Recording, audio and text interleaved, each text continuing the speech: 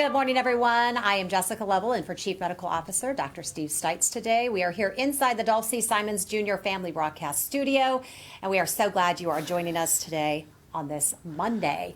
Joining us by phone, it's Phone-a-Palooza today. We've got infectious disease specialist Dr. Raghu Adiga. He is from Liberty Hospital. We got Chief Medical Officer Dr. Larry Botts.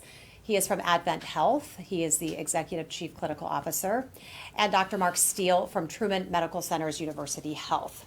Also joining us today by Skype, we've got Dr. David Wild. He is the VP of Performance and Improvement here at the health system. Dr. Wild, welcome to you. And in studio, we have Dr. Dana Hawkinson, Medical Director of Infection Prevention and Control. How are you today? Hi, good. How was your weekend? Did you have a good weekend? It was good. Good. Relaxing. All right. So we want to talk about the numbers before we get into some other stats that we're talking about today. And we want to kind of get a little real because the numbers aren't good. What can you tell us? Yeah, the numbers aren't good. They are better than they have been, so that's good. We are optimistic about that. We are seeing a decline, say, in these last 7 days compared to where we were before. So in the hospital today, we do have 30 patients. Let's see, 6 of those are in the ICU and 5 of those are on the ventilator. So still pretty sick if you do get to the ICU. We did, unfortunately, over the weekend have 4 deaths, so that certainly contributed to our decline. And we've also had new admissions as well. But overall, 30 today, 6 in the ICU and 5 on the ventilator. And 3 deaths last weekend? 3 deaths last weekend. Okay. So 4 deaths this weekend. So what concerns are you having today regarding these numbers? Yeah, I mean, I think it's good. We're always happy when we see lower numbers than normal. We want those numbers of hospitalizations and deaths to continue to go down, but we know, unfortunately, overall, the number of cases is on the rise in the community and in the nation. All right, and we'll talk more about kind of the demographics that we're seeing with some of those numbers today. Dr. Wild, that seems a little concerning when we consider a COVID-19 positive average that we saw back in April was 31, and then we hit in June we hit 18, and now we're back up into the 30s. So what can you tell us about the current population, the demographics that we're seeing compared to April to what we're seeing now? Yeah, so definitely back to the plateau that we saw in April, earlier in the pandemic, as far as number of patients in the hospital. The general rule remains that the patients are slightly younger that are in the hospital, and they're staying in the hospital a shorter time. So that's led to sort of a higher churn, if you will, more patients coming and going, all good things. Those that end up in the ICU that Dana mentioned do most of the time end up very sick and on the ventilator. And if you end up in that boat, if that's where you find yourself, those patients are here for a longer time period.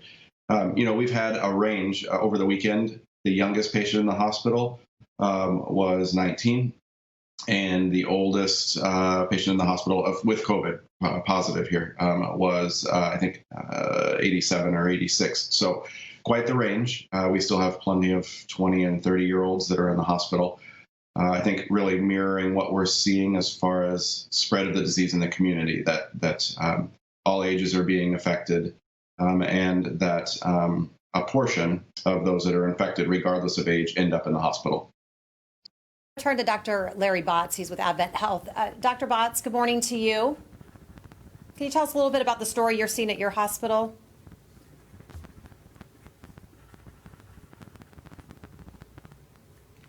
Do we have Dr. Adiga with Liberty? Am I still here? You are here. How are you? Hi. All right. I'm sorry.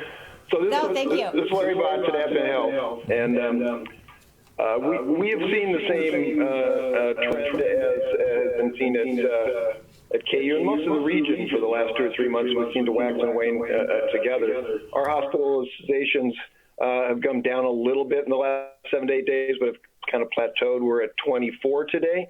We have 8 patients in the ICU, and 5 of those are on ventilators. We had our numbers peaked about 10 days ago at about 30. So again, we're back down a little bit and at a plateau for the last few days. We're seeing the same experience, I think, with the younger population. It's a little bit younger population, but we have a wide range of ages with COVID. They're in the hospital as well. I think that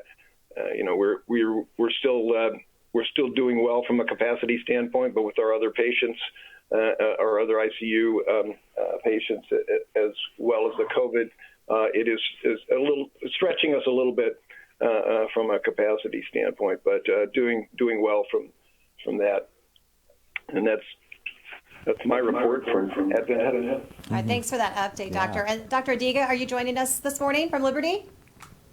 Yes, I'm here. Thank you for inviting me. Oh, good. How are you?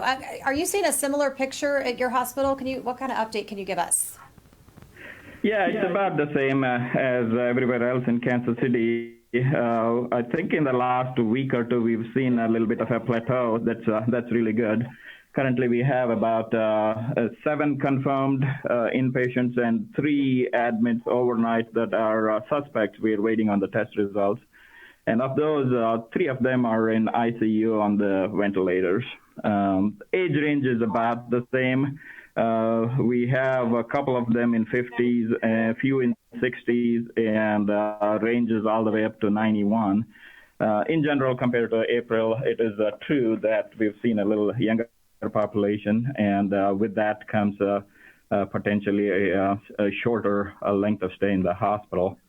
Overall, however, in the community up here in the Northland, Clay County has seen an uptick over the last couple of weeks. The numbers still keep going up. Hospitalizations have not followed that yet. Dr. Steele, are you there with us this morning? I am. How are you today? I'm doing well, thank you. Good. And good morning, everyone. So we've seen a tick down here in cases over the past week at Truman as well. We currently have 22 patients in the hospital, which is down from a high for us of 36 a week ago. 11 are in the ICU and 3 are on ventilators. We admitted over twice as many patients in July as we did in June, and fortunately also discharged twice as many in July. Our COVID length of stay was also down again a little compared to prior months. I thought I'd talk a little bit about our experience with our Hispanic and Latino patients. Historically, about 6% of our patient population has self-identified as Hispanic or Latino. About 8% of our COVID testing to date has been performed on patients who identify as Hispanic or Latino, and this group accounts for 19% of our positive results and has an overall test positivity rate of 24% and accounts for about 1/3 of the COVID admissions and deaths that we've had.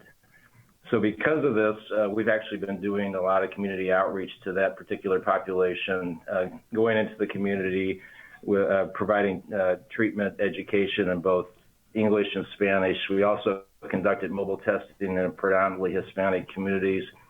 We've also been partnering with Telemundo to get the word out. We've hosted a live show featuring one of our physicians and one of our translators focused on COVID-19 prevention and symptoms and how to access care. Telemundo has also publicized our COVID testing sites for free and also co-hosted one of our mobile testing locations. So anyway, that's what's been going on here at Truman. Did you have an update? That's good. Did you want to say something? Okay. So we want to go to questions right now. I want to check and see if there's any media questions today. Jill, good morning to you. Good morning. Hey, what do you got? So, Cliff wants to know and would like the doctors to comment about a new study that came out in JAMA over the weekend that talks about young kids and the viral load that they may have in their nasal passages. Yeah. And what does that mean? Yeah, that's very good. I think we addressed it a little bit last week. There was a study previous to that showing that children did have about the same amount of viral titers or virus in their upper respiratory area. So this one also concluded that children can have the same amount of virus in their upper respiratory tract as adults.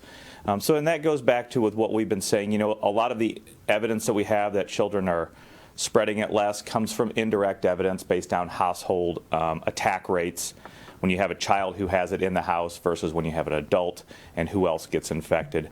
This is the second study now to show that they do have similar titers, similar amounts of virus in their upper respiratory tract compared to adults as well. So again, I think that there is still a question to be answered. Do they spread it less?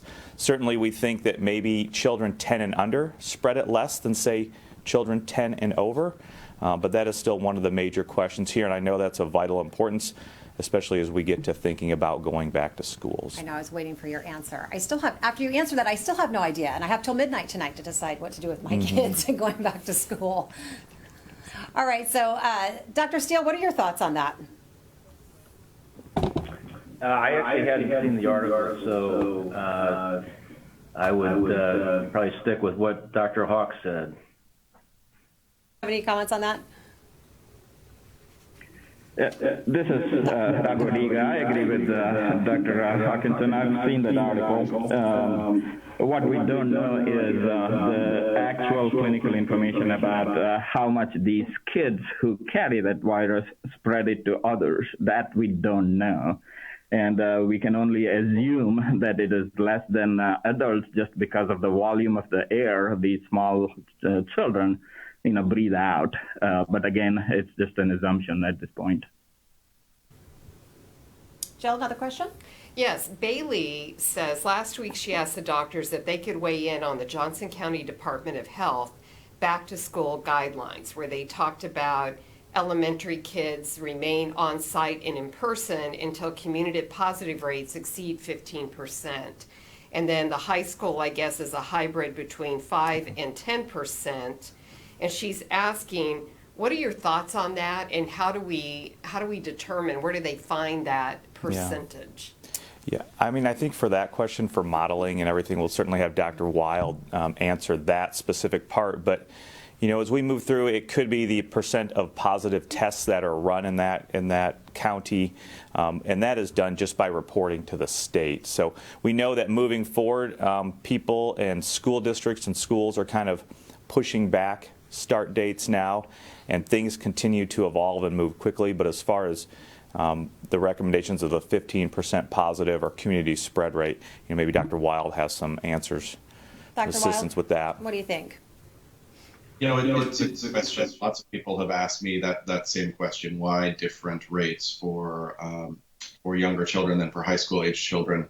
And I think that the Johnson County Department of Health really put those numbers out there as the first potential plan. I think you also then saw Dr. Ariola, the director of the Johnson County Health Department, say over the weekend that, look, even if we have gating measures like this, we don't believe we can safely return to school with spread increasing like it is.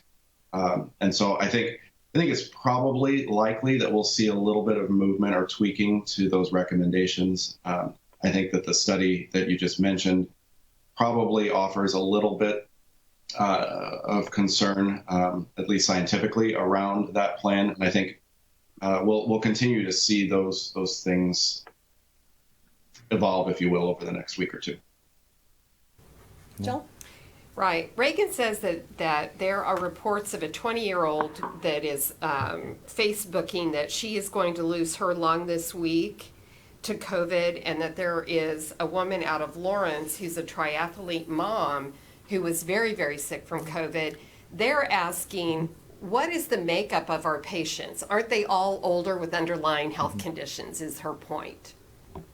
Yeah, I mean, I can answer that, and maybe we can see some of the other hospitals too, what they're having. We have always touted that, the propensity and the risk of having hospitalization and critical illness needing an ICU and a ventilator is going to be in those patients who are above 65, who have the comorbid conditions like heart disease, diabetes, obesity, lung disease.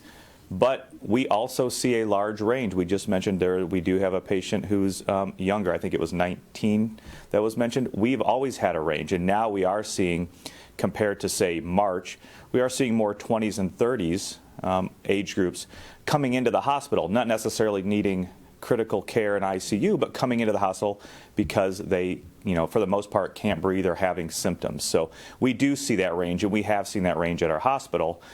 So that risk is there no matter what age you are. And if you do get this disease, even if you're healthy enough to be running triathlons and marathons and doing CrossFit, you are rolling the dice because we don't still fully know all the immunologic and genetic factors that go into who's going to recover without any problems and who is going to go to the ICU. And so that's really one of the big questions and issues that surround this disease. So, I don't know the ranges of the other hospitals, but maybe they have a... Dr. Botts, what are you seeing at Advent Health?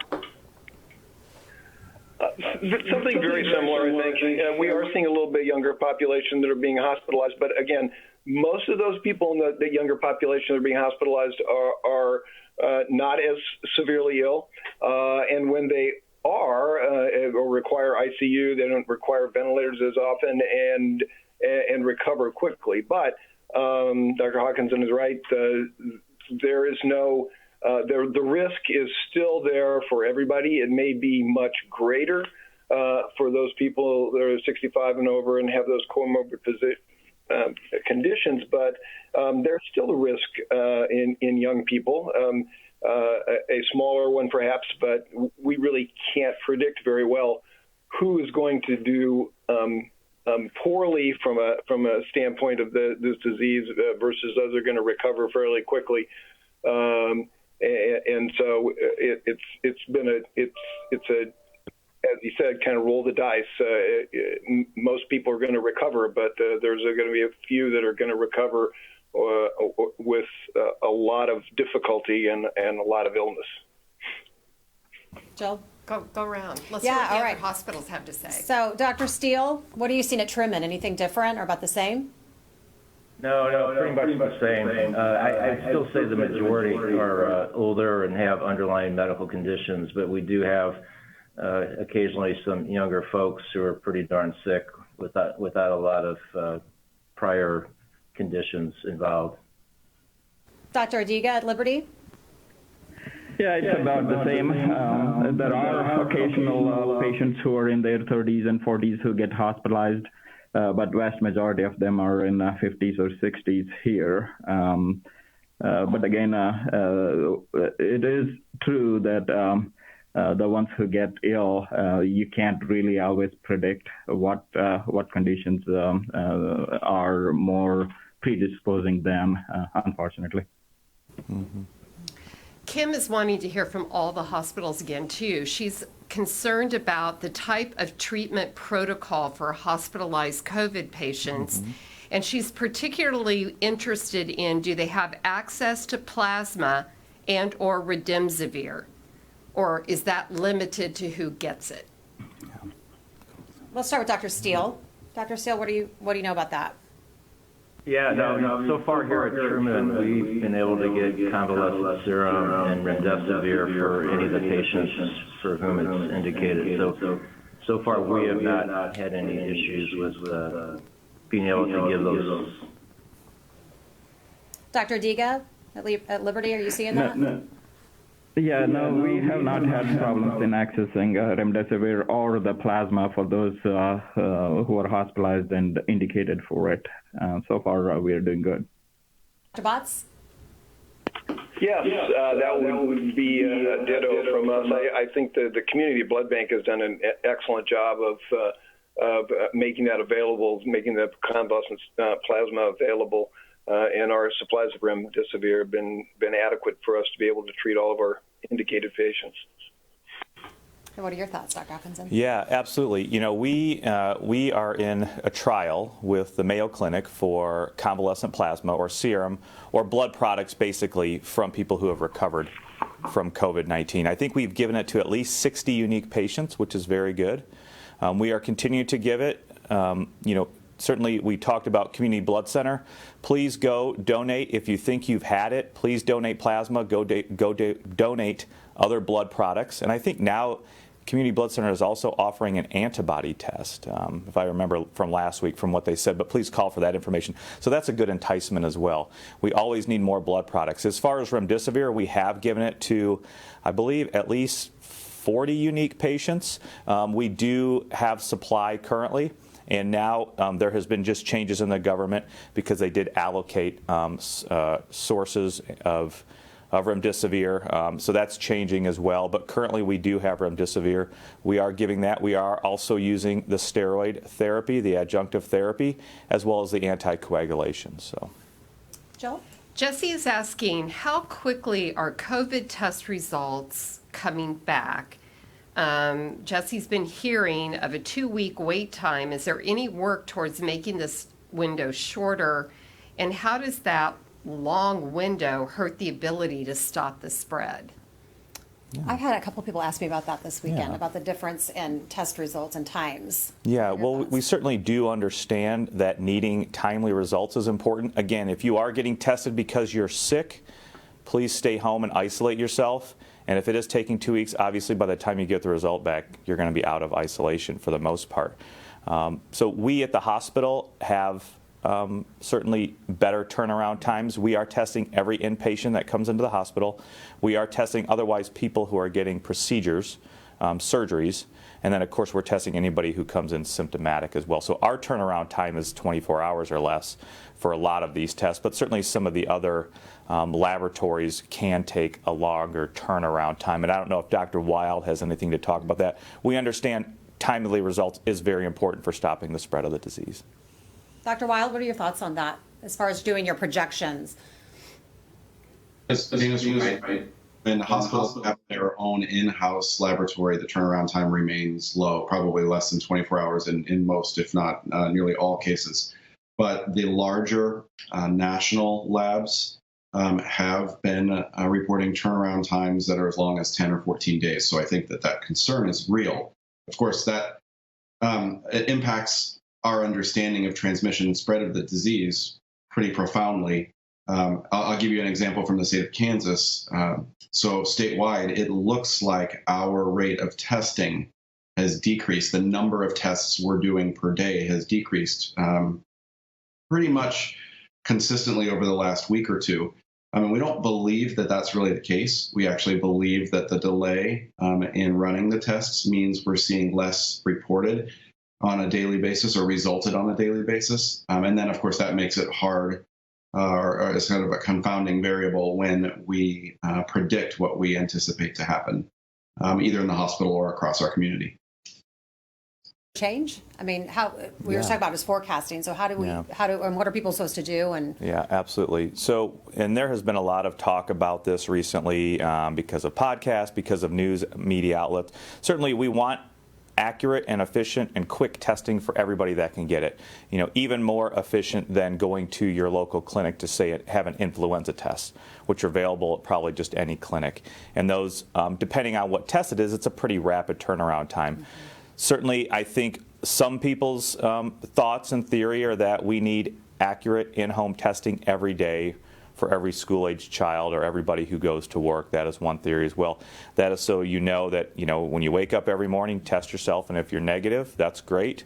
Does that mean you don't have it, or do you not have enough virus to be infectious? So that is one prevailing theory out there that is being thrown around. Right now, we don't have that ability to have that accurate, cheap daily in-home test. So we are having to use the hospital labs, the other private labs, and other private entities that are offering those tests. Test is better than no test, some type of test that tells you something, even if you don't feel it says, even if it's rapid. Right. I mean, I think that once we can get those to market and then really determine how best to use those and get those out to the general public.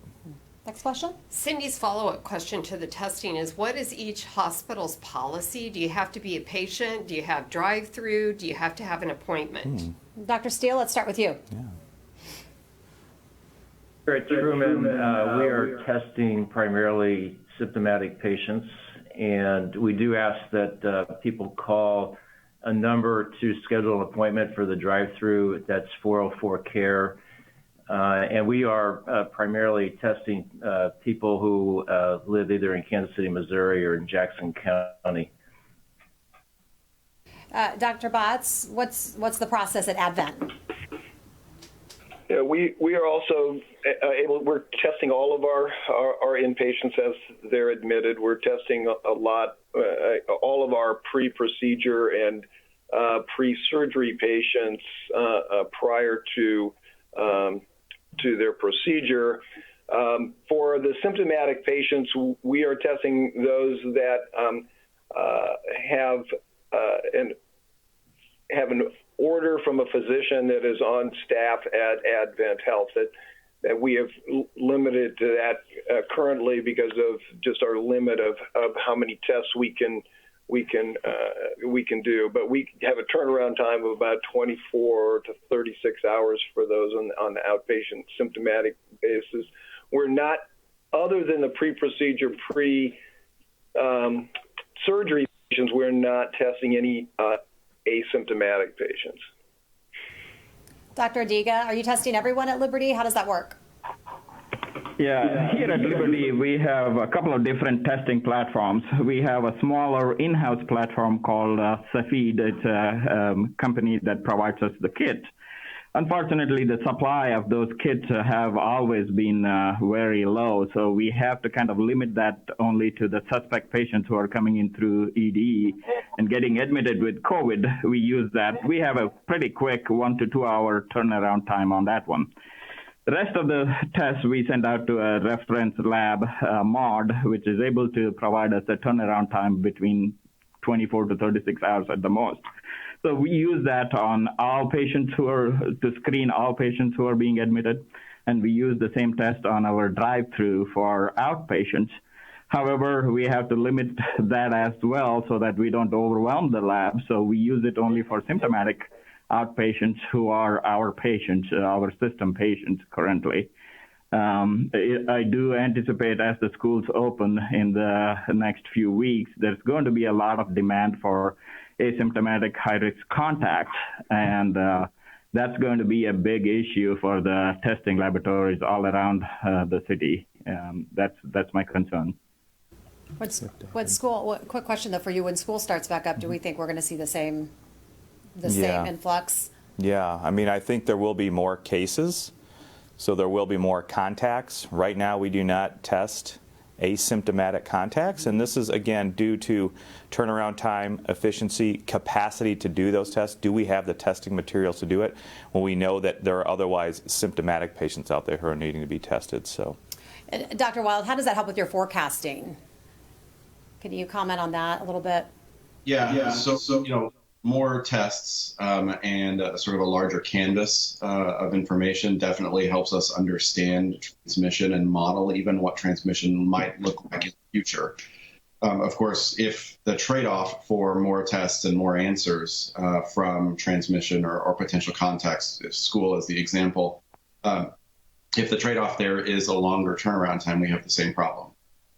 And of course, I think as one of the questions was hinting at, if it's been 10 or 12 or 14 days from when you're tested till when you get your result, there's the potential for spread of disease in that time frame if people aren't quarantining and isolating very well. So all of those things play into sort of forecasting and modeling, having to understand what percentage of patients who are awaiting a test are actually self-isolating well.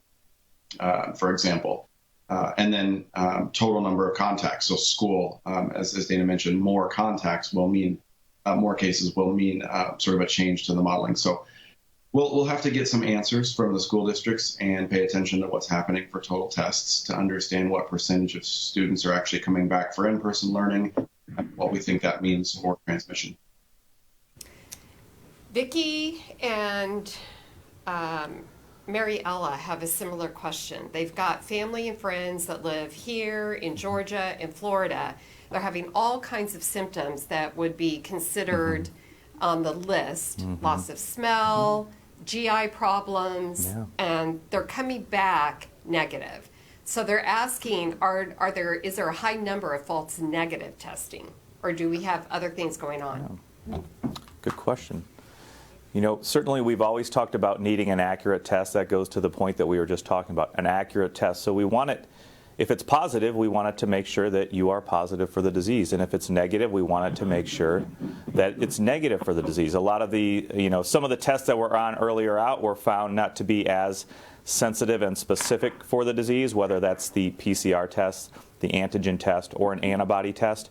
I think in this case, if we are talking about a PCR test, a lot of it will depend on the operator. So by that, I mean, who is performing that study? Are they doing the nasal swab accurately enough? And if that is true, then, is there another cough and cold virus going around? We think there is. We've had several friends or colleagues who've had, somewhat illnesses who have been tested and negative as well. I think right now, though, with the community spread that we know of in certain communities and in the nation, the best thing to do is probably to self-isolate for those 10 days or 12 days from when your symptoms started until you see some improvement in that time. Dr. Adiga, I'm curious your insight on that as well. What are your thoughts? Yeah, I think the false negative certainly can happen, as Dr. Hawkinson mentioned. The sampling is mostly what's responsible for false negatives on many occasions, and the timing of the test can also mean something, and the platform that they are running it on. False positives are very rare with the PCRs. It's the false negatives that we are worried about. It can happen. I haven't heard of another similar virus circulating currently, but I think we're going to see more of that as the fall comes. So when you have a false negative, what are you supposed to do? Go get another test or wait it out? I think the safest thing to do is, Sorry, Dr. we'll see what Adiga. Dr. Adiga has to say. No, I was going to just say, depends on the symptoms, obviously. If they have symptoms and they're not needing hospitalization, obviously there is not a whole lot else that we're going to do other than monitor at home and stay home in isolation. So the second test is not going to add a whole lot to that. But hospitalized patients where the treatment decisions may differ, yeah, we may retest in those circumstances. But for outpatient, I don't really see a need for repeated testing. The key is quarantining and staying home. I think the key is still to isolate, until we get a good test that tests not only for SARS-CoV-2, but also tests for 8 other viruses, which we do have that, but it's not really practical in the outpatient setting because it tends to be expensive. And there's no really other treatment for those other cough and cold viruses. So, as we move forward into the winter, that test may be put on a platform that we can run and have 7 or 8 other viruses on there, including influenza. But right now, it's probably not needed, as we know that influenza activity is low, and there's really no other treatment for those other cough and cold viruses. And they certainly don't have the propensity to have the outcomes that SARS-CoV-2 does. Nancy is asking if the doctors could comment on the outpatient treatment protocols for people that are positive, they don't feel well, but they're not sick enough to be in the hospital. Great. Dr. Steele, what's the protocol at Truman? The protocol at Truman would be to obviously have them isolated home, and otherwise just, keeping well hydrated and just watching for any worsening of symptoms. There's no particular treatment protocol otherwise. Dr. Botts, anything different at Advent? No, not really. We just have the the usual things that we tell people to do when they have a viral infection. Rest, plenty of fluids, and control any fever with antipyretics, and wait for this to run its course. And that's really about the only therapeutics we have at this point. Mariella has a follow-up question. She said, I tested positive and continue to have debilitating long-term symptoms. I'm just one of thousands upon thousands, she believes. The UK is setting up clinics to care for these patients. Are there plans to do anything similar here? We can speak for, each hospital can speak for themselves. All right, well, Dr. Roy, we'll have you take that one for the health system. We're constantly evaluating sort of what the best strategies might be. I think we're watching a number of options like that. I don't think we'll see anything change in the immediate term, though. Outpatient internists frequently see these patients back in their clinics, so they're doing a very good job of following up with them, as is family medicine, to follow these patients, because we know you can have symptoms for weeks or months later. Dr. Adiga, what are your thoughts on that?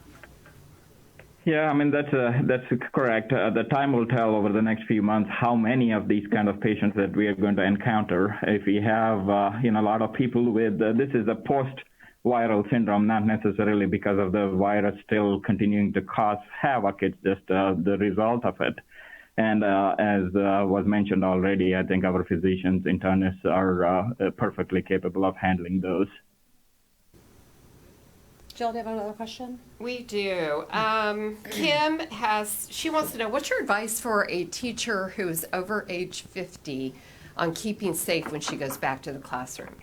Back to school question. Mm-hmm. You want We to can start? see what our colleagues have to say. Okay, well, I'm going to bounce it back to Dr. Adiga.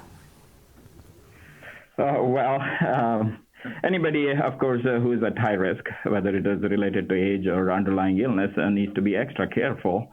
I think the general principles are no different for the teachers as it is for general public.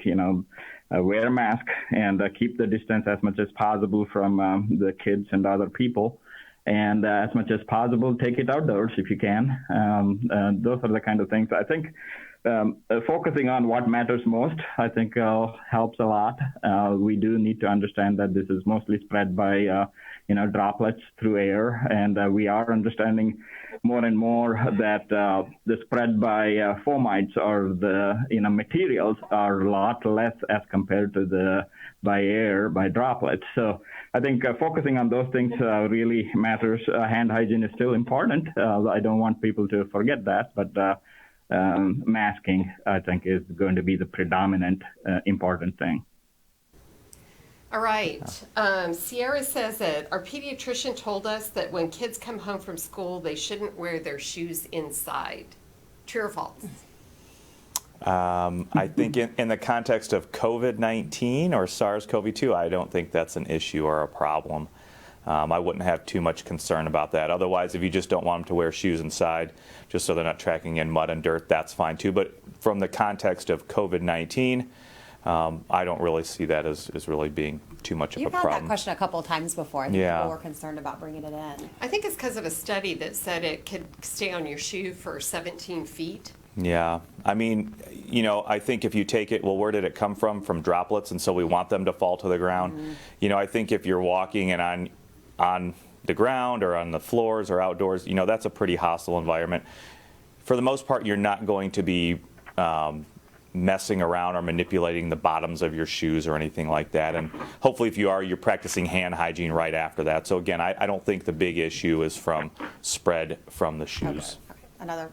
Another rule my kids don't have to follow. Good, I like that. All right, Melody, if you tested positive and had symptoms, when will you be completely free of the ability to spread the virus? Great question. Dr. Adiga? Yeah, so CDC has a clear guidance on that. For majority of the people, not all, for majority of the people, by about 10 days after the symptom onset, as long as you're not having fevers for more than 24 hours and your cough and other symptoms are getting better, you should be less likely to be transmitting to others. But there are a few patients who might be able to transmit a little bit longer. Those are the ones who have some underlying immune problems. Those are people who have been really ill in ICU. They might be able to shed those live virus a little bit longer. But in general, it's about 10 days from the symptom onset. All right, and then just wanted to clarify for a viewer that the Community Blood Center is not offering antibody testing, but Red Cross is. Red Cross is, okay. Okay, just to clarify that. They're starting to get some calls, and they wanted us to clarify that it is the Red Cross. And so a final question might be, Kim wants to know, all the doctors have mentioned that the hospitals are offering remdesivir and Plaza for qualified or unique patients. What makes a patient fall into that category? Yeah, absolutely, that's a great question. So depending on what hospital it is, certainly we know that for convalescent plasma, the qualifications, and again, this is in a trial, this is in a study coordinated with the Mayo Clinic, and we have Dr. Ella Truman who's running that here, who's been doing a very good job, and partnering with Dr. Y as well, to consent our patients to get this plasma. So there's not a lot of criteria to meet for getting convalescent plasma. So if you're in the hospital and you aren't on another certain trial of medication, then you can probably get the plasma. For the remdesivir, you need to meet certain benchmarks, again, because we do have limited supply, but that includes very small benchmarks of just needing some supplemental oxygen. There's some other criteria in there as well, but it's not just for everybody that comes to the hospital. The other treatment strategies that we're using is steroids or dexamethasone.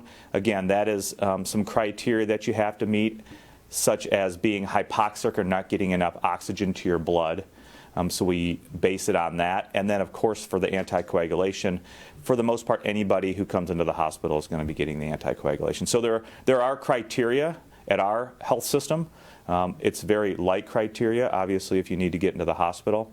But it is there, and we continue to do this in a trial-type method so that we can collect the data and get the best data so that moving forward we know exactly what strategies or better strategies to use in treatment. I had a question, and I was going to ask Dr. Wild this. Over the weekend, the White House had said that we're in a, quote, new phase of the coronavirus. Can you tell us what that would mean? They talked about it on a national level. What would that mean for us here in the Metro?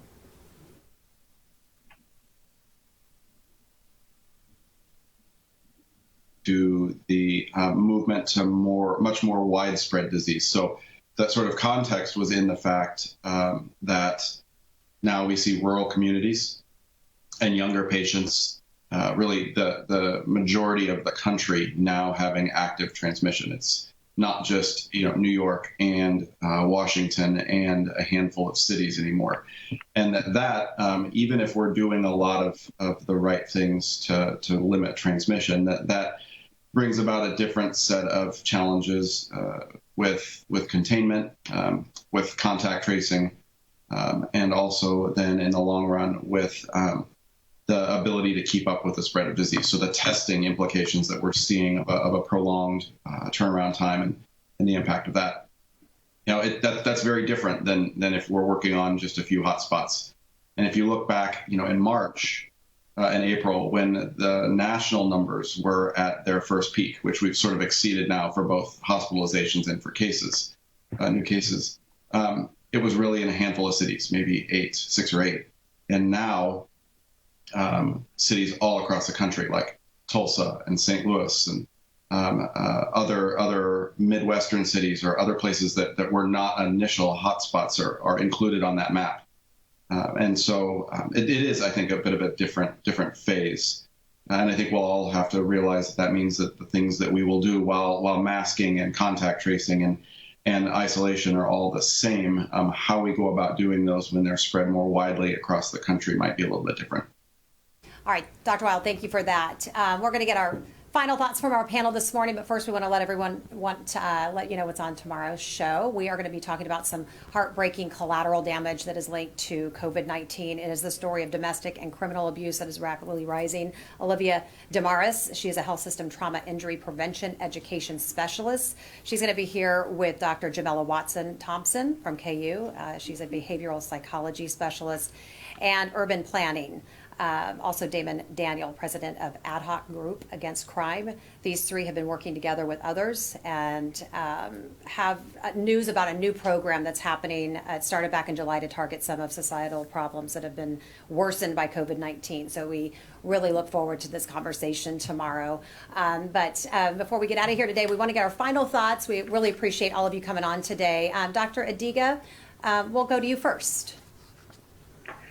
My final thought is that I think we hospitals are doing our best to take care of the patients who are coming in through our doors. Hospitalized patients are getting good care, and the results are certainly improving. What I request the community is to focus on what they can do. It's at this point we don't have a great cure. All we have is the modification in human behavior. I hope people understand that. They continue to wear masks, keep distance from people, and take it outdoors whenever they can. This morning?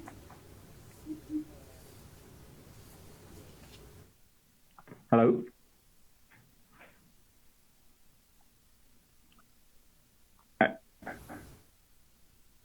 Are you guys able to hear me okay?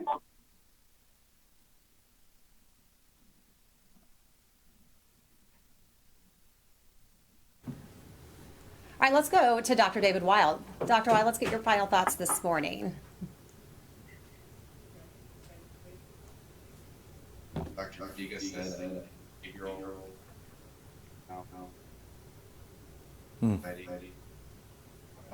Doing everything we need. All right, having a little technical difficulty this morning, so it's all you today. All right, so a lot of really good final thoughts from you. Yeah, I would agree with what all of our guests had said. You know, I think the pillars are moving forward. We know that we want to get children back in school if it's safe. We know that for their social development, for their intellectual development, we need it to be safe for the teachers, the counselors, the other administrators and people in that school. Right now, as we see it, there is a lot of community spread going on. The things that we can do, and Dr. Adiga touched on this, is continuing the non-pharmaceutical interventions. That is distancing. Don't meet in groups if you don't have to. If there's going to be a party, I know in my neighborhood I saw 2 drive-through parties yesterday. If there's going to be a party, please reconsider that. Don't be meeting with large groups of people. Don't be meeting inside. Use the masks. Use the adequate hand hygiene. Don't manipulate your mask or touch your hands to your face. Those things will all help moving forward to, number 1, get our children back to school. Keep the teachers and all the other people in that school safe. Hopefully keep household contacts safe. But also I know that people want to get back out to the K and watch the Royals, want to go to sporting events like, college sports. And of course the Chiefs coming up. So if we can do these non-pharmaceutical interventions, we can hopefully decrease the spread of the disease, flatten the curve, and actually show a decrease in new cases.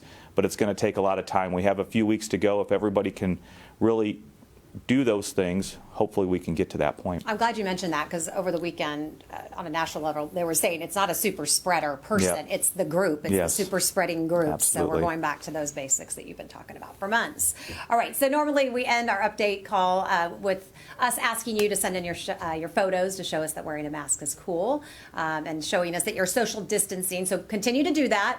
Go to our Facebook page. We'll put that information up right there on your screen. You can also email those in. But very cool today. As we close, we wanted to share perhaps the ultimate in social distancing. In case you missed it this weekend, on Friday, Dr. Stites and right here Dr. Dana Hawkinson had the honor of throwing out and catching the first pitch of the Royals game.